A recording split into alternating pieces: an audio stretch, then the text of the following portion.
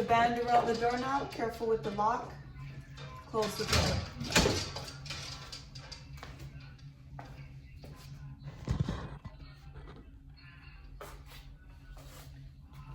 Arm should be extended.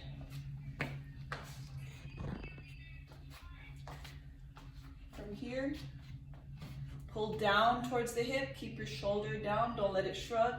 Squeeze your lats, squeeze your back, and release. Pull down towards the hip and release. Careful that your shoulder doesn't shrug at any part of the movement. You don't want to do this as you go back. Keep your elbow close. Your elbow shouldn't flare out.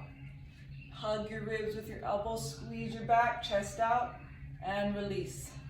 Chest out, squeeze, pull towards the hip, release.